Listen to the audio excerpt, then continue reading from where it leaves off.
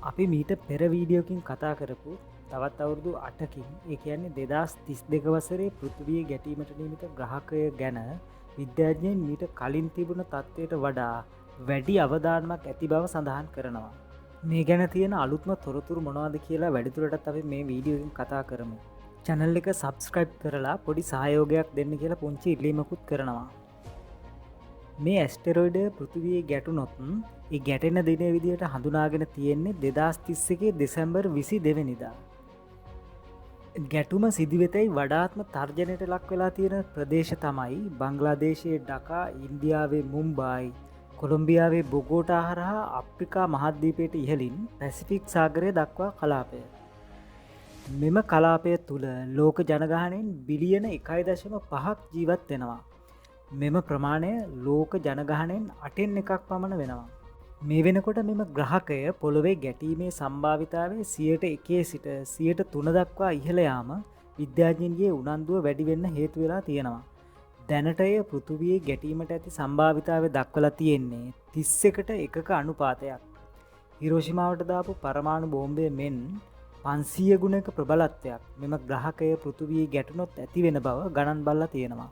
ඒ අනුව ඒ ගැටෙන ස්ථානයේ සිට කේන්ද්‍රීයව කිලෝමීටර 100 ගණනක් ඈතට ඉතා විශාල විනාශයක් සිදුවෙන්න පුළුවන්.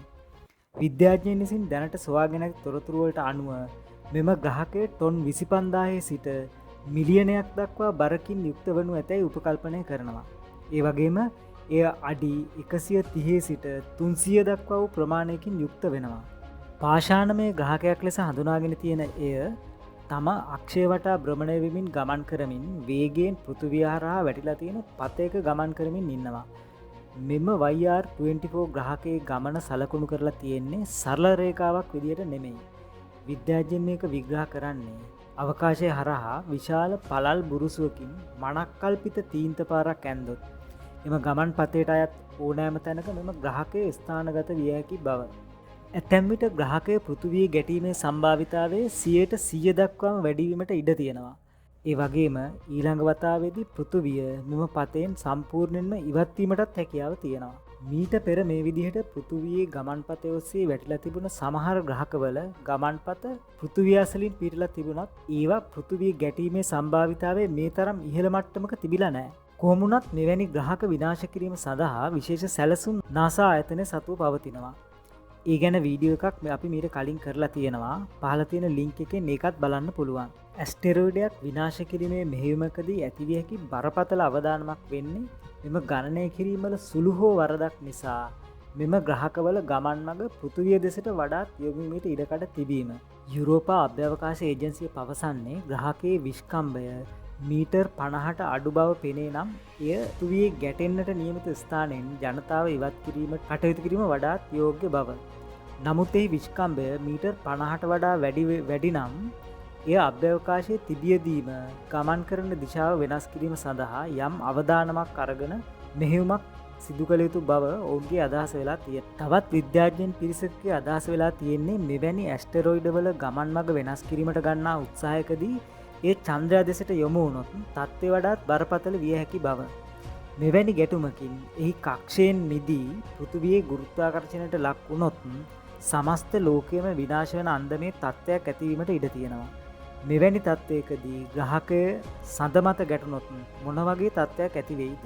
සැලකිය යුතු බරකින් යුත් ග්‍රහකයක් සඳෙහි ගැටුණොත් චන්ද්‍රයා කක්ෂයෙන් මිදිලා එහි වේගය අඩු වුණොත් අනිවාර්යයෙන්ම සිදුවන්නේ එය පෘථිවියේ ගුරුත්වාකර්ෂණයට ලක්වීම.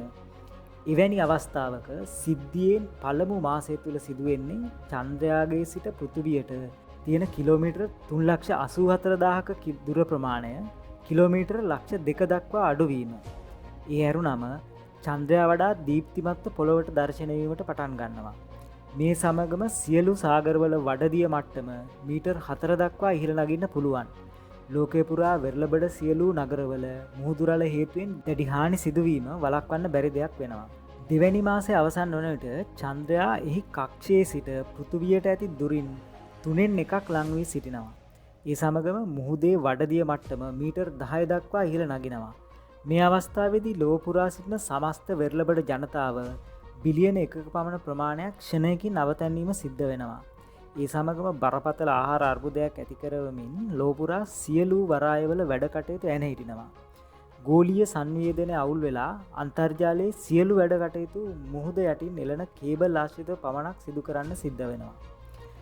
නොසිතූ විරු විදිහට ඉහළ නගින වඩදිය හේතුවෙන් මුහුදට වැටෙන සියලු ගංගාවල් ඉහළට යගින්න පටන් ගන්නවා. මේ අවස්ථාවේ මුහුදුබඩ සිට තරමක් ඇතුළත වන්නට පීටි ප්‍රදේශවල සියලු පහත් බිම් විශාල ගංවතුර තර්ජනයට ලක්වෙන්න පුළුවන්. මෙම ජලය සමග ලවණ ජලයත් මිශ්‍රවීම නිසා භූගත ජලය දූෂණය වෙනවා. මිනිසාට බීමට ගැනීමට ඇති සියලු ජල සැපයුම් විනාශවීමට ඉඩ තියෙනවා. සියලු තෙල් පිරිපාදවල වැඩ නවතිනවා. මුළු ලෝකෙම බරපතල ඉන්ධන හිගයකට මුහුණ දෙන්න පුළුවන් මේ වෙලාවේ. තුන්වන මාසයේදී චන්ද්‍රයා කිලෝමීටර් 1,33,000 ඉඳලා ලක්ෂය දක්වා පෘථිවියට කිට්ටුවීම සිද්ධ වෙනවා. තමන්ගේ කක්ෂවලින් මිදෙන සංනිවේදන තන්ත්‍රිකා ඉබාගාතේ පාවෙන්න පටන් ගන්නවා. 4 වන සහ 5 වන මාස උදා වෙන්නේ චන්ද්‍රයා කිලෝමීටර් ලක්ෂයේ සිට කිලෝමීටර් 60,000 දක්වා ලං වෙමින්. මේ වෙන විට පෘථිවියේ වඩදිය මට්ටම මීටර් 30ක් නැත්නම් අඩි 100ක් පමණ දුරට ඉහළ නැගීම සිද්ධ වෙනවා. තවත් සති 2-3ක් තුල වඩදිය ඉහළ නගින ප්‍රමාණය මීටර් 150ක් නැත්නම් අඩි 450ක් දක්වා වැඩි වෙනවා. බාධි අවස්ථාවේදී සාගරය සහ මුහුදුවල ජලය කිලෝමීටර් 100 ගණනක් ආපසු ගමන් කරන්න පුළුවන්. නමුත් මේ මොහොත වන විට සාගරය වඩදිය විසින් පොළොව මත ඇති කරන පීඩනය මගින් පෘථිවි පෘෂ්ඨයේ භයානක ලෙස භූමිකම්පාවලට ලක් වෙන්න පටන් ගන්නවා. පොළොවේ සිට කිලෝමීටර් 75000ක් පමණ දුරකදී චන්ද්‍රයා සාමාන්‍ය සන්ධ්‍යා කාලයකදී පවතින දිවා ආලෝකයට සමාන අයුරින් 6 වන සහ 7 වන මාසවල චන්ද්‍රයා කිලෝමීටර් 60000ක් 40000ක් දක්වා අපට සමීප වෙනවා.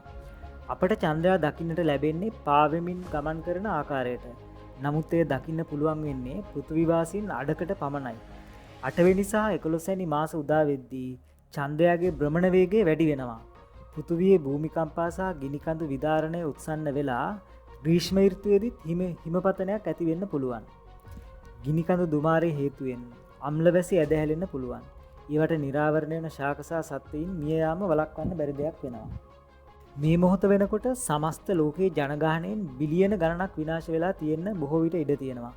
අවසාන මාසයේදී චන්ද්‍රයා පෘථිවියට කිලෝමීටර් 10000ක පමණ සීමාවට පැමිණෙනවා. විද්‍යාඥයන් විසින් මෙම දුර හඳුන්වනු ලබන්නේ රෝච් ලිමිට් කියලා. මෙම සීමාවේදී චන්ද්‍රයා පුපුරා සුන්බුන් ගොඩක් බවට පත් වෙනවා. එම කැබලි පෘථිවිය වටා දැවැන්ත වලල්ලක ආකාරයට භ්‍රමණය වන්නට පටන් ගන්නවා. මේ මොහොතේ පටන් චන්ද්‍රයාගේ ගුරුත්වාකර්ෂණය හේතුවෙන් පෘථිවියට සිදු කරන සියලු බලපෑම අවසන් වෙනවා. සාගරයේ නිසිපරිදි ස්ථාපිත වෙනවා. මේ වෙලාව වෙනකොට කවුරු හරි ජීවතුන් අතර හිටියොත් ඔවුන්ට මහ පොළොව වටා ලස්සන වලල්ලක් පීට ඇති ආකාරය දැක ගන්න පුළුවන් වෙනවා.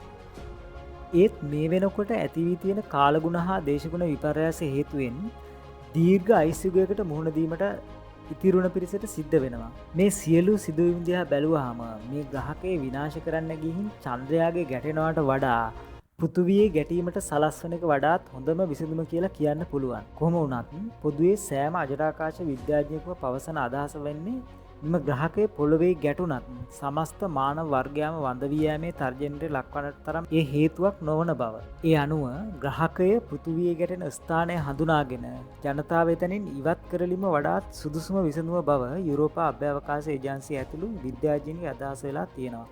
මේ ගැන ඔබ දන්න තවත් අදහස් තියෙනවා නම් පහලින් කමෙන්ට් එකකුත් දාගෙන යන්න. channel එක subscribe කරලා පුංචි සහයෝගයක්ත් දෙන්න කියලා පුංචි ඉල්ලීමකුත් කරනවා.